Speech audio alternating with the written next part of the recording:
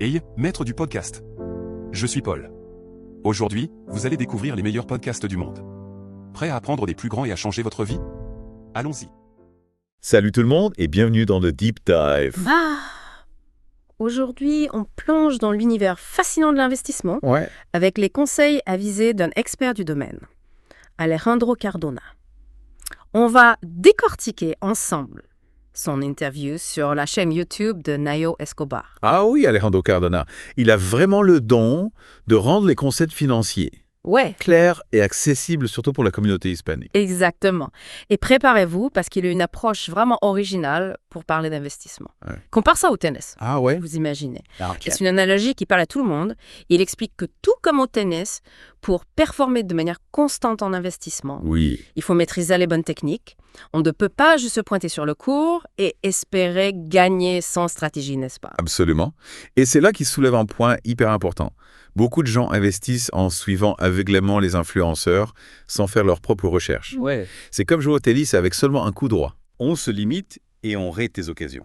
Et c'est là que ça devient risqué. Cardona insiste sur le fait que se fier aux opinions des autres sans avoir sa propre stratégie, c'est un peu comme leur donner notre argent les yeux fermés. Ah, il n'est pas très rassurant. Alors comment éviter de tomber dans ce piège? Hmm. Cardona a quelques questions clés qu'on devrait tous se poser avant d'investir. Par exemple, est-ce que l'entreprise dans laquelle on veut investir fait partie du S&P 500? Ah oui, le fameux S&P 500, c'est un indice qui regroupe 500 des plus grandes entreprises américaines cotées en bourse. En gros, si une entreprise en fait partie, c'est un signe de stabilité et de performance. C'est un peu comme une équipe de tennis qui a déjà remporté plusieurs grands chelems. Ouais. Ça inspire confiance. Exactement. Et ce n'est qu'une des questions à se poser. Cardona recommande aussi de se renseigner sur la structure de l'entreprise. Est-ce qu'elle utilise des produits dérivés? Les produits dérivés, ça peut paraître complexe. Mais en gros, ce sont des contrats financiers dont la valeur dépend d'un autre actif, comme une action par exemple. C'est un peu comme un pari sur la performance future de cet actif. Hein. Il est donc important de comprendre si l'entreprise les utilise D'accord. et comment cela impacte sa stabilité. D'accord, donc on creuse un peu plus loin que les conseils superficiels des influenceurs. Cardona nous encourage vraiment à analyser la santé financière de l'entreprise. Quelle est sa rentabilité? A-t-elle un bon historique de performance? Tout à fait. On regarde aussi le volume des transactions de ces actions. Oui. Est-ce qu'il y a beaucoup d'échanges? C'est un signe d'intérêt de la part des investisseurs. Et on n'oublie pas l'innovation. Est-ce que l'entreprise est à la pointe dans son domaine? Est-ce qu'elle se renouvelle constamment? Waouh, il y a vraiment beaucoup de choses à prendre en compte. Mm. On comprend mieux pourquoi Cardona compare l'investissement à un sport de haut niveau. Mais comment est-ce qu'on peut s'y retrouver dans toutes ces informations? Cardona a un outil de prédilection. Les graphiques, il dit qu'il raconte l'histoire du cours d'une action comme une biographie en quelque sorte. C'est intéressant. Mais les graphiques, ça peut être intimidant quand on débute, non? C'est vrai, mais Cardona nous rassure. Ouais. Il explique qu'avec un peu de pratique, on peut apprendre à les déchiffrer et à y repérer des tendances. D'accord. C'est comme apprendre à lire un nouveau langage. Ça demande un peu d'effort au début, mais ensuite on peut débloquer une mine d'informations précieuses. Et le plus fascinant, c'est que Cardona a même développé ses propres indicateurs pour analyser les graphiques. Bah ouais. Il trouvait que les indicateurs standards ne lui donnaient pas une vision assez complète. C'est dire à quel point il est passionné. Oui. Il ne se contente pas des outils existants. Il cherche toujours à innover et à affiner son approche. C'est une vraie source d'inspiration. Alors, on a compris qu'il faut analyser l'entreprise, étudier les graphiques, mais qu'est-ce qui arrive une fois qu'on a investi? Est-ce qu'on garde nos actions pour toujours? Pas nécessairement. Cardona insiste sur un point crucial. Savoir qu'on vendre est aussi important que savoir qu'on acheter. Ah oui, c'est vrai qu'on a tendance à l'oublier. On est tellement concentré sur l'achat, on ne pense pas toujours à la vente. Et pourtant, c'est essentiel pour maximiser nos rendements. Oui. Il faut savoir identifier le moment optimal pour vendre en fonction du contexte du marché. D'accord. Imaginez un joueur de tennis qui s'accroche à un point gagnant alors qu'il a l'opportunité de marquer le point suivant. Il risque de perdre son avantage. C'est la même chose en investissement. D'accord, donc on achète avec stratégie, on analyse les graphiques et on vend au bon moment. Mais est-ce qu'il y a d'autres éléments clés à prendre en compte? Oui, et c'est peut-être le plus difficile. La patience. Ah, Cardona a une phrase qui résume bien son approche. Oui. Attendre sa paix. j'adore cette phrase. Ouais. Et il illustre avec un exemple très parlant dans l'interview.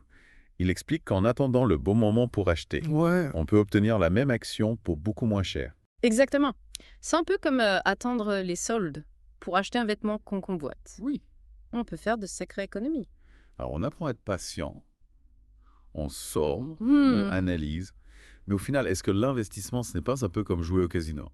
Est-ce qu'on ne s'en remet pas un peu au hasard? C'est une question légitime et Cardona y répond de manière très claire. Oui. Il explique que, contrairement au casino où les chances de gagner sont d'environ 10% Oui. en bourse avec les bonnes techniques, Ouais. on a 75 à 80% de chances de réussir. Wow. C'est une sacrée différence. Oui, et ça nous montre bien que l'investissement n'est pas un jeu de hasard, mais une discipline qui peut être maîtrisée.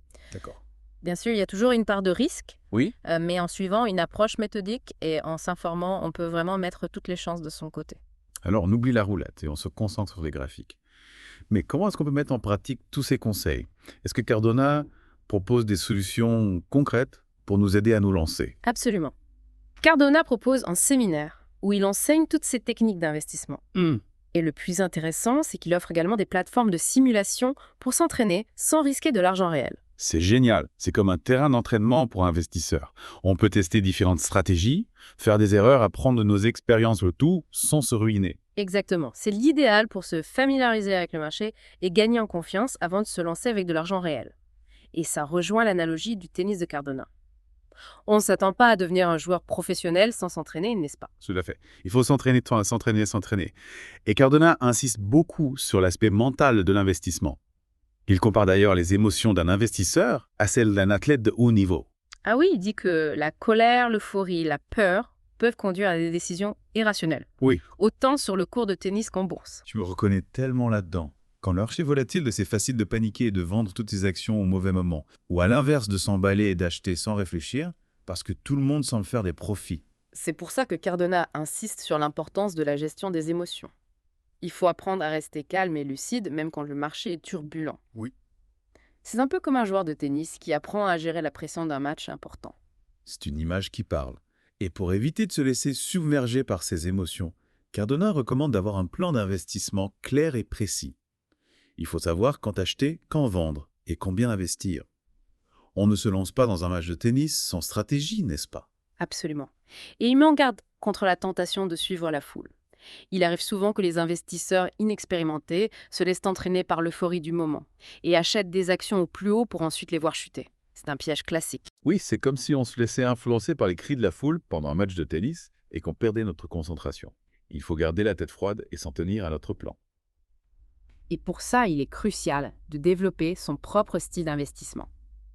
Cardona dit qu'il n'y a pas de recette miracle. D'accord.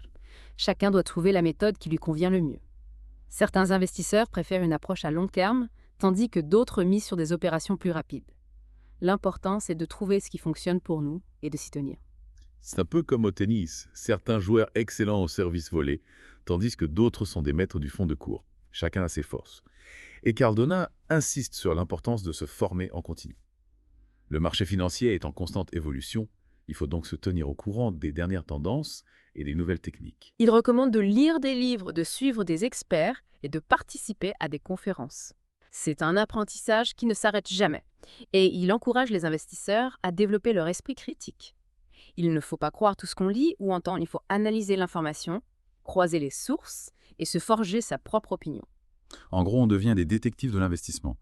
On enquête, on analyse, on réfléchit. Exactement. Et Cardona nous rappelle que l'investissement n'est pas réservé à une élite. Tout le monde peut apprendre à investir et à faire fructifier son argent. Oui, Il suffit d'avoir la volonté d'apprendre et de se donner les moyens de réussir. c'est vraiment encourageant. On a souvent l'impression que l'investissement est un monde complexe et inaccessible réservé aux experts et aux riches. Mais Cardona nous montre que ce n'est pas forcément le cas. Il démystifie l'investissement et le rend accessible à tous. Et pour ceux qui hésitent encore, il lance un défi. Si vous avez peur d'investir, c'est peut-être parce que vous avez peur de prendre le contrôle de votre vie financière. Waouh, c'est une phrase qui fait réfléchir. Oui, elle nous pousse à nous interroger sur notre relation avec l'argent. Est-ce qu'on le subit ou est-ce qu'on le maîtrise? Est-ce qu'on a peur de prendre des risques ou est-ce qu'on est prêt à saisir les opportunités? C'est vrai, l'investissement peut être intimidant, mais au fond, c'est une façon de prendre son avenir en main et de construire son indépendance financière. Et Cardona nous montre que ce n'est pas forcément un chemin solitaire. On peut apprendre des autres, s'inspirer de leurs expériences et partager nos propres connaissances. Alors, on se lance.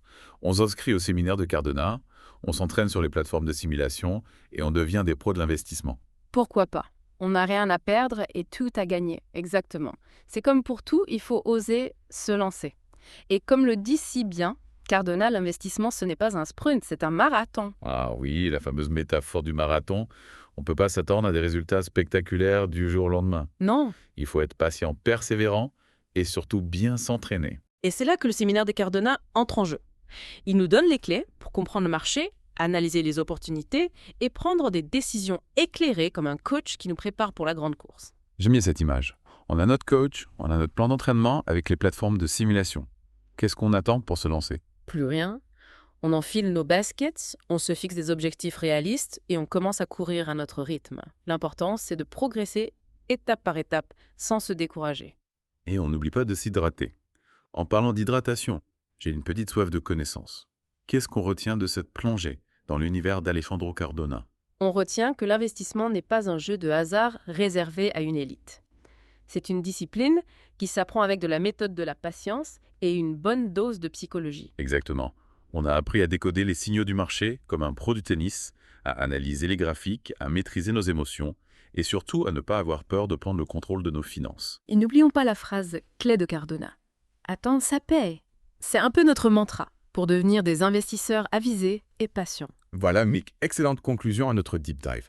J'espère que cette exploration vous a donné envie d'en apprendre plus sur l'investissement et qui sait de vous lancer vous aussi. N'hésitez pas à creuser le sujet, à vous documenter et pourquoi pas à suivre le séminaire de Cardona si son approche vous a séduit. Merci à tous de nous avoir écoutés. On se retrouve très bientôt pour un nouveau deep dive avec de nouvelles découvertes et des invités passionnants. D'ici là, n'oubliez pas de vous abonner à notre podcast et de partager cet épisode avec vos amis. À bientôt. Et voilà pour le moment, maître du podcast. Merci d'avoir été avec nous dans cet épisode riche en apprentissage. N'oubliez pas de vous abonner et d'activer la cloche pour ne rien manquer de ce qui arrive. Restez à l'écoute pour le prochain épisode, nous avons encore plus de secrets qui peuvent changer votre vie. À très bientôt.